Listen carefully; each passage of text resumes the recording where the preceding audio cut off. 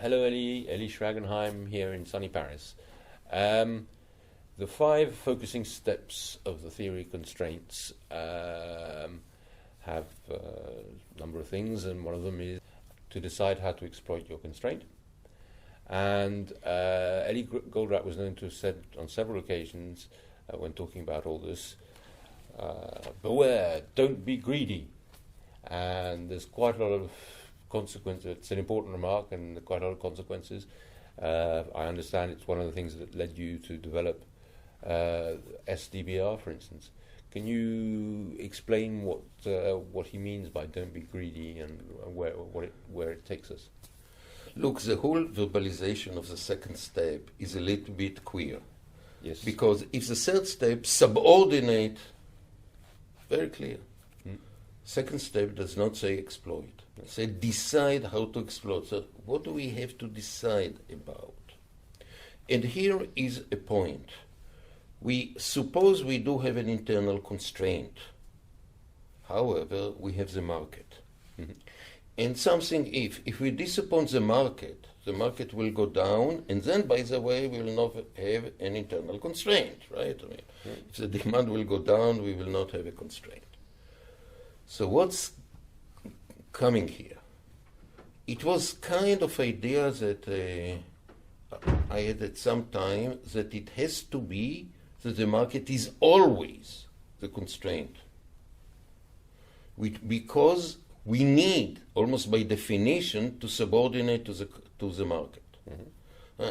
I cannot go to the market to say, hi Philip, I'm sorry, but I have a constraint, so I'm sorry I cannot deliver to you today whatever you need. Okay, I don't think you will like me. Okay, and you don't think that having a constraint is your concern. I mean, it's not concern of yours. Because of this, there is a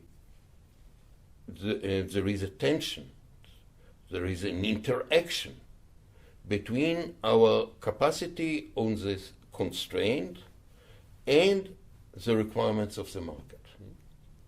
And we need very well to find some kind of balance. Now, balance, I don't mean that they are equal, okay? On the other way around. Mm-hmm.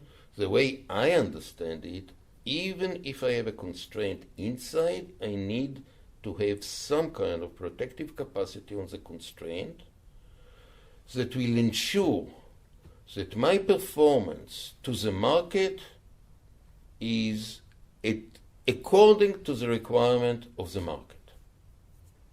Okay? Dissatisfaction of the market has a huge negative impact on my business. Mm-hmm.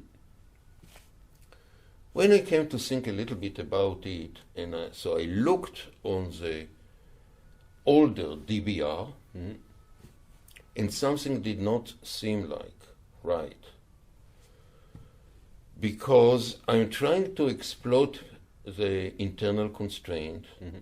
What about the market? Because I have all kinds of decision of doing some things later and something earlier in order to draw everything of the capacity that I have. Mm-hmm.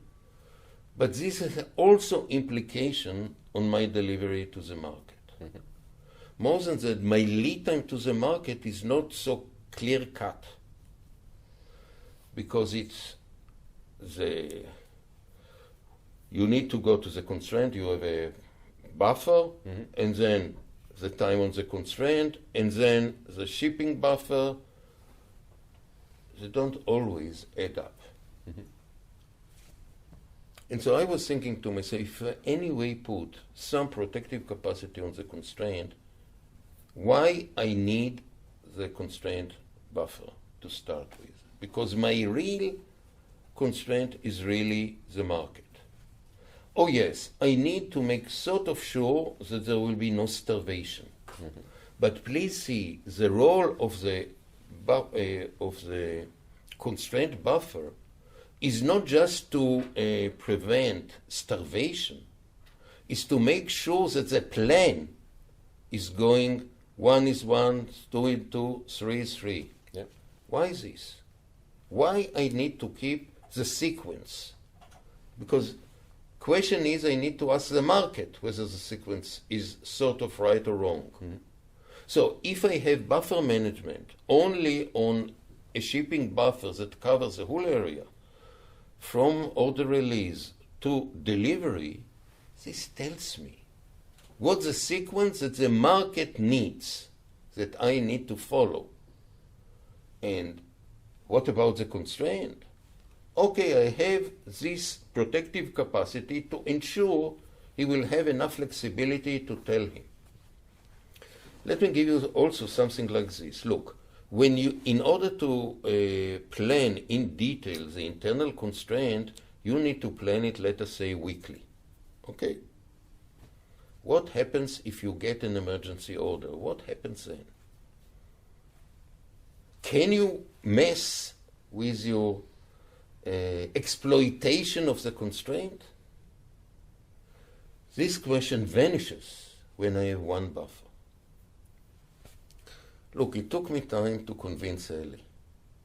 Actually, when I went first of him to tell him that I think that the market is always a constraint, he told me something a little bit strange. It was a little bit strange to me, because he told me something like this: I'm not sure I fully agree with you, but you know what, you can go on this way.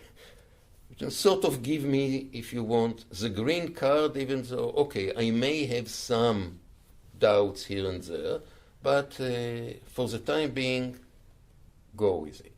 Mm-hmm. So actually supported me, but not fully.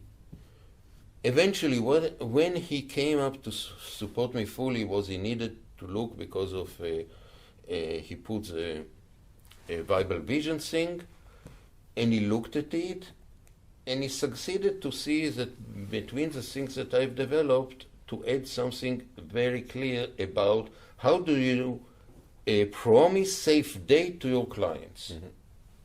And this sort of closed the whole loop for him. Yep. He said, now this is what I think is right. So he put it on. And yes, I am pretty proud that I came up with it. And certainly it has a lot to do with understanding that exploitation, important as it is, should not go to some kind of extreme. Mm-hmm. And when that's said, it comes back to your question about, because Goldratt did say that what he meant decide how to exploit the constraint, don't be too greedy. So don't load the constraint to the limit. Mm-hmm. Don't try too much. Okay? And I think eventually, together we came into looking on the right perspective, on the role of the internal constraint, recognize the market as a critical place that we need to subordinate to the requirements and to go on with it, because this is what we should do. Okay. Thank you very much.